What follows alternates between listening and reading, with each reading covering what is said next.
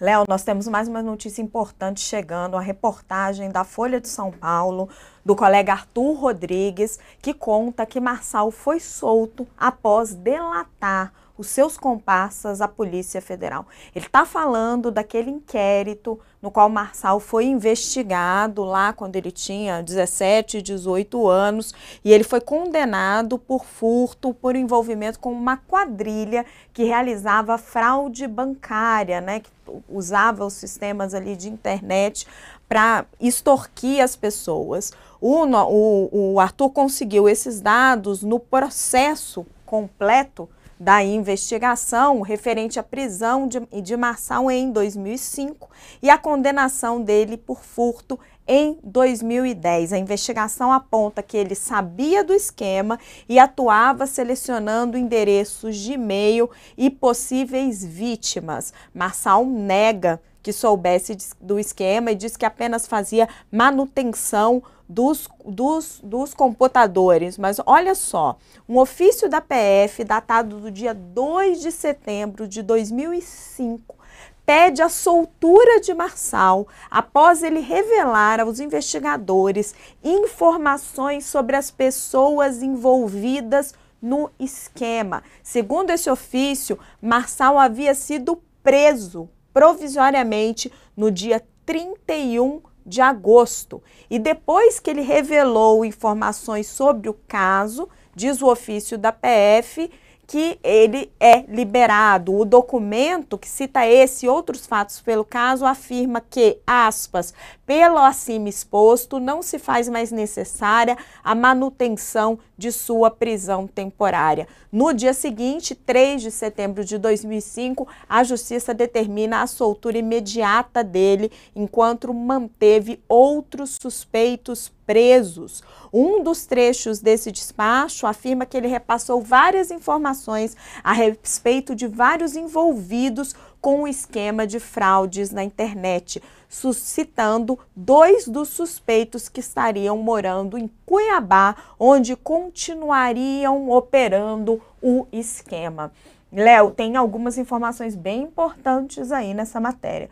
Primeiro, de que Marçal chegou a ser efetivamente preso provisoriamente do dia 31 de agosto de 2005 até o dia 3 de setembro de 2005 e que ele é liberado depois de fazer uma espécie de delação premiada. Ele não chega aqui a citar essa informação, mas depois de dar informações, a citar essa expressão, né? Mas depois de dar informações à Polícia Federal sobre outros integrantes do sistema de fraude. Depois que ele faz isso, a prisão provisória dele é revogada. Olha só, além de ter sido condenado por furto e, portanto, poder ser chamado de ladrão, né? O Pablo é X9 também, né? Então vai mais uma para conta dele, é ladrão e X9. E aí o que acontece? Eu concordo com o que a Raquel acabou de falar, né? Você tem com a matéria, a prisão era um fato que tinha sido noticiado, né?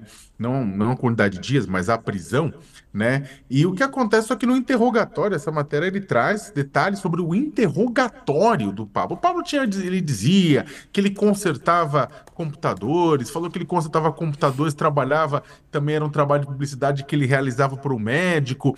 E aqui, ó, trecho do interrogatório de Marçal, de 31 de agosto de 2005, citam detalhes da atuação dos integrantes da sua quadrilha, falam do uso de software e também relatam que o homem teria acesso a todas as contas bancárias que seriam fraudadas. Ele sabia, ele era responsável por coletar e-mails para poderem ser enviados. Sabe aquele pessoal que acaba enviando e-mail para depois você clica, uma fraude, perde todo o seu dinheiro? Pois é. Pablão, né? Ele estava envolvido nesse processo, foi até condenado a mais de 4 anos por furto qualificado devido a isso. Só acabou não indo para a cadeia, né? Ele teve uma prisão provisória, mas não acabou indo para a cadeia por um longo período, porque ele recorreu, né? Ninguém sabe como, com que dinheiro, mas recorreu, e aí depois disso o tempo do recurso foi tão longo que acabou a pena prescrevendo, né? Mas essa matéria que ela coloca novamente, e é um ponto interessante. Ô, Raquel, eu amo Carolina, aquela música do Chico Buarque, né? E aí lá na música, no finalzinho de Carolina, ela coloca assim: olha, bem que mostrei a ela, o tempo passou na janela e só Carolina não viu. E é interessante interessantíssimo, porque a imprensa tá colocando e está trazendo dados importantes para o eleitorado de São Paulo a respeito da idoneidade de todos os candidatos. Não é só um nem outro, todos os candidatos estão sendo largamente escrutinados, né? E aí, no pessoal do Pablo, tem um pessoal que, claro, vê isso e fala, meu Deus. Tem um pessoal que até pensa em votar nele, vê isso e fala, meu Deus, é uma coisa que eu preciso levar em consideração. Mas tem um público que segue o Pablo que não importa. O tempo vai passando na janela, né? Mas como existe uma fanatização, uma relação fanática, tal como existe em outros líderes, é claro, a direita e a esquerda, tem um pessoal que é fanático. Né, que não importa o que aconteça, não importa, o erro foi meu. E aí a gente até vê gente. Tem uma reportagem interessante que o pessoal foi atrás de pessoas que foram enganadas pelo bando do Pablo do o bando do Pablo não se chamava bando do Pablo, mas era aquela quadrilha investigada pela Polícia Federal, né? E tinha gente que falou: eu perdi dinheiro, mas tudo bem, foi um erro meu. Né? Não foi culpa dele, foi um erro meu, porque pessoas que gostam dele dizem que o erro foi da própria pessoa que caiu no golpe e não do golpista, que era o Pablo Marçal e equipe, né? Isso me lembra também Nelson Rodrigues, perdoa-me por me traíres, né? Então é o seguinte, no final das contas, todas essas informações que estão sendo jogadas pela imprensa são fundamentais para entender a veracidade dos fatos. Não importa que o candidato diga alguma coisa XYZ. O que importa é que o candidato disse no momento que falou com a Polícia Federal, existe um auto, existe documentos disso aqui. Agora ele pode repetir e falar que nada disso foi colocado na mesa. Cabe ao eleitorado que não terceirizou sua capacidade de raciocínio perceber a diferença entre as duas coisas. Não, assim, na medida que você está condenado numa investigação, você está condenado por um crime, você colaborar com a investigação é um fato até positivo, né? Que colabora para o investigado, para o criminoso, ele tem redução de pena e etc.